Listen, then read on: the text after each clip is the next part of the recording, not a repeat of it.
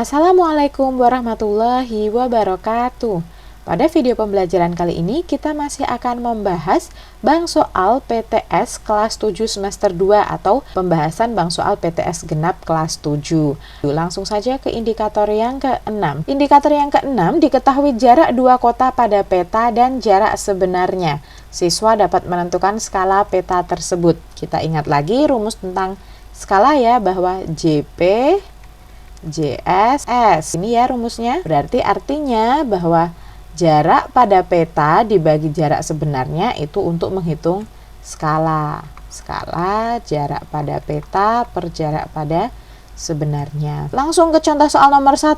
Jarak kota Bogor dan jarak Jakarta adalah 60 km. Berarti 60 km ini adalah jarak sebenarnya. Kemudian pada peta jaraknya ternyata cuma 2 cm. Berarti 2 cm ini adalah jarak pada peta, sehingga skalanya adalah JP per JS, berarti 2 cm per 60 km. Nah, perhatikan satuannya harus disamakan. Jadi yang 60 km harus kita ubah ke senti dulu, sehingga diperoleh 2 cm per 60 kilo adalah 6 juta. Masih ingat ya, konversi satuan panjang 6 juta cm. Kita sederhanakan hingga diperoleh 1 per 3 juta. Jadi skalanya adalah 1 banding 3 juta, yaitu yang A. Contoh soal yang kedua, kota P dan kota H berjarak 30 km, berarti ini jarak sebenarnya.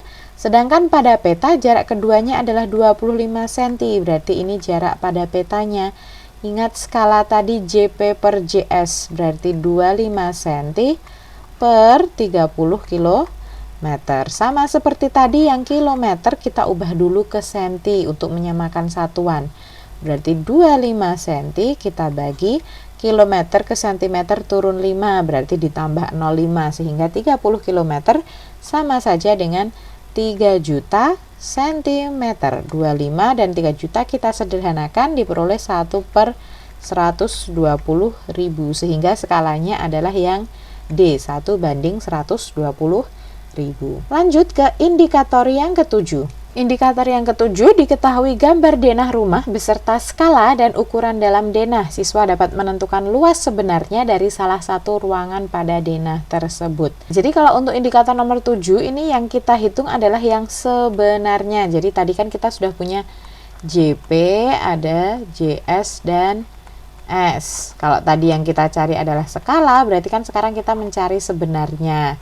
Berarti kan jarak sebenarnya adalah jarak pada peta dibagi skala. Nah, karena di sini bukan jarak tetapi kita mencari luas, jadi kalau mencari luas sebenarnya itu ada catatannya bahwa ketika menghitungnya skala itu harus dikuadratkan. Agar tidak bingung, kita langsung ke contoh soal yang pertama ya. Pak Ari ingin membangun sebuah rumah dengan denah sebagai berikut, seperti ada yang digambar. Luas sebenarnya dari ruang keluarga adalah, berarti kita harus mencari dulu luas ruang keluarga yang ada di denah. Ruang keluarga ini lebarnya 1 ya, panjangnya dari sini sampai sini berarti 1,5 tambah 1,5, 3. Berarti 1 cm kali 3 cm, yaitu 3 cm persegi. Kemudian kita mau mencari luas sebenarnya. Ingat, sebenarnya tadi berarti luas denahnya dibagi skala, berarti 3 cm persegi per skalanya adalah 1 banding 300. Tapi ingat, skala harus dikuadratkan, berarti 1 per 300 kuadrat sama dengan 3 cm kuadrat. Ingat, pembagian oleh pecahan sama aja diping wale, berarti 3 cm kuadrat dikali 300 per 1, kemudian dikuadratkan. Berarti 3 dikali 300 kuadrat, yaitu adalah 90.000. 1 kuadrat tetap 1. 3 kali 90.000 adalah 270.000 cm persegi. Di option dimintanya meter persegi, maka cm persegi kita ubah ke meter persegi. Nanti ke meter naik 2, karena persegi maka nolnya dikurangi 4, sehingga diperoleh jawabannya adalah yang D. Contoh soal kedua masih untuk indikator nomor 7. Perhatikan denah rumah berikut yang ada di gambar. Luas sebenarnya dari ruang keluarga adalah, berarti kita cari dulu luas yang ada di denah ruang keluarga. 4 cm ya, sesuai dengan yang di bawah yang digambar. Kemudian ini segini 6 cm, ini 6, ini 2. Berarti total panjangnya adalah 8 cm, sehingga luas denahnya adalah 4 cm kali 8 cm, sehingga diperoleh 32 cm persegi. Kemudian kita cari luas sebenarnya. Sama seperti tadi ya, berarti luas yang di denahnya 32 cm persegi. Kita bagi skalanya, karena skala 1:100, tapi ingat harus skalanya dikuadratkan. Berarti 32 dibagi pecahan, itu dikali dibalik, berarti 100 per 1 tapi dikuadratkan, sama dengan 32 kali 100 kuadrat adalah 10.000 per 1 kuadrat 1, sehingga hasilnya adalah 320.000 cm persegi. Yang diminta dalam meter persegi, ingat cm ke meter naik 2, berarti karena persegi nolnya dikurangi 4 atau dibagi 10.000, sehingga jawabannya adalah 32 meter persegi. Kita lanjut ke indikator nomor 8. Indikator yang ke-8, diketahui ukuran asli sebuah mobil, panjang, lebar, tinggi, dan skala untuk membuat miniaturnya. Siswa dapat menentukan ukuran yang tepat pada miniatur tersebut. Nah, tadi JP, JS, S. Sekarang yang ditanyakan adalah untuk miniaturnya, berarti sama saja kita dengan mencari jarak pada peta, karena miniatur itu kan cuma yang kecil, yaitu jarak petanya kalau di JP, JSS. Sehingga JP itu kan JS dikali S. Nah, untuk ukuran miniatur juga sama, nanti sebenarnya dikali dengan skala. Ada panjang, lebar, dan tinggi. Kita hitung dulu dari panjangnya. Panjang pada miniaturnya, yaitu atau saya tulis PM, itu berarti panjang sebenarnya 4,32 meter dikali skalanya 1:18, berarti 1 per 18. 4,32 meter dikali 1 per 18, yaitu 0,24 meter. Kemudian karena yang diinginkan dalam senti, kita ubah ke sentimeter ke senti, itu turun 2, berarti nolnya ditambah 2 atau dikali 100, sehingga diperoleh 24 cm. Option A, B, D semuanya salah ya panjangnya, berarti jelas jawabannya adalah yang C. Boleh dihitung salah satu saja karena langsung terlihat jawabannya. Mengubah ke sentinya juga boleh pas hasil akhir sudah dihitung, atau dari awal sini langsung diubah ke senti juga boleh. Contoh soal yang nomor 2, panjang dan tinggi sebuah mobil adalah 9,8 meter dan 3,96 meter. Jika mobil itu dibuat miniatur dengan skala 1:100, maka panjang dan tinggi miniatur tersebut adalah panjang miniatur, berarti ukuran sebenarnya 9,8 meter dikali skalanya 1:100. Kalau tadi kita ngubah sentinya di akhir, sekarang kita coba ngubahnya dari awal ya.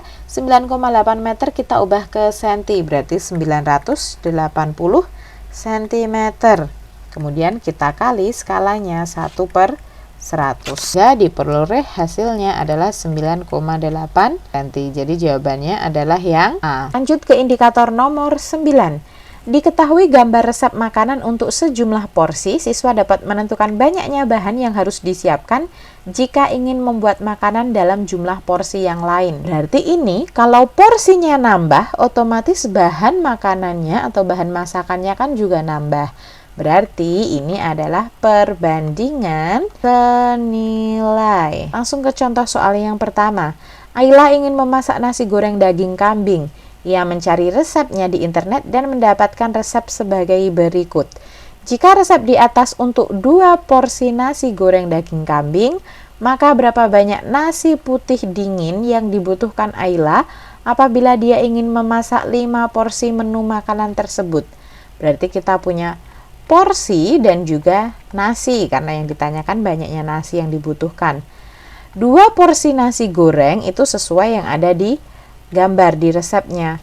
Nasi putih dinginnya butuh 600 gram, berarti 2 porsi nasinya 600 Yang ditanyakan kalau 5 porsi nasinya berapa? Kita misalkan X. Perbandingan senilai berarti 2/5 sama dengan 600 per X. Nggak perlu dibalik karena ini adalah senilai. Kemudian kita kali silang berarti 2X dikali silang ya.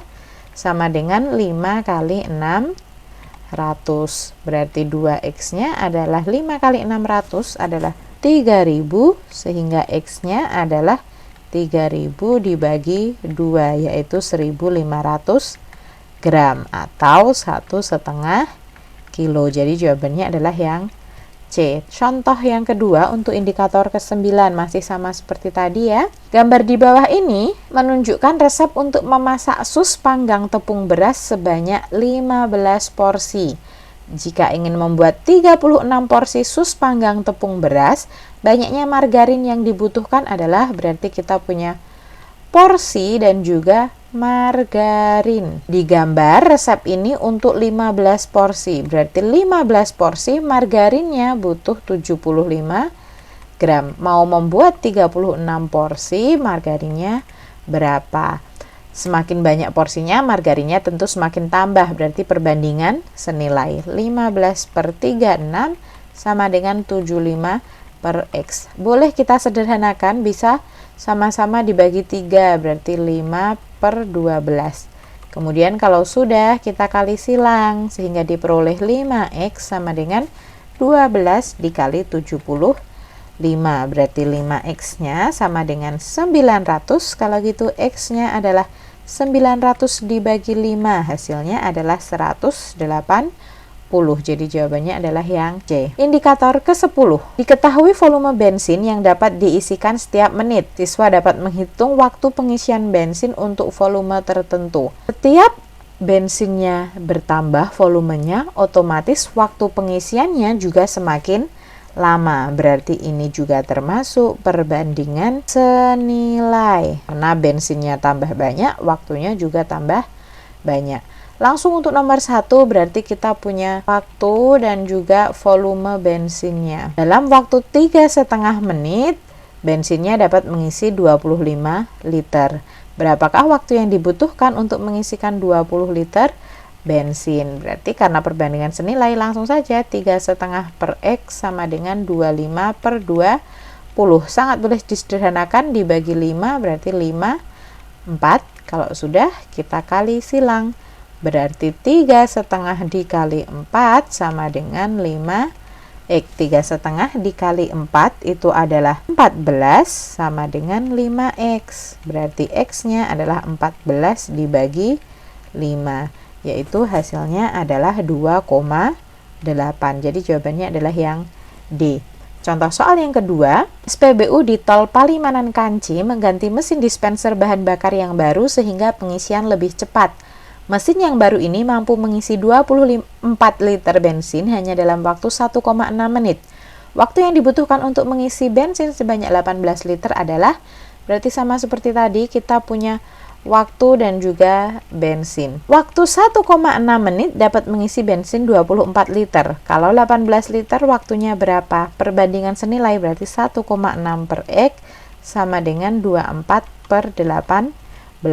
Sangat boleh kita sederhanakan, sama-sama bisa dibagi dengan 6 hingga hasilnya adalah 4 dan 3. Kalau sudah, kita kali silang sehingga diperoleh 1,6 kali 3 sama dengan 4X. 1,6 kali 3 adalah 4,8 sama dengan 4X, berarti X-nya adalah 4,8 dibagi 4, yaitu hasilnya 1,2.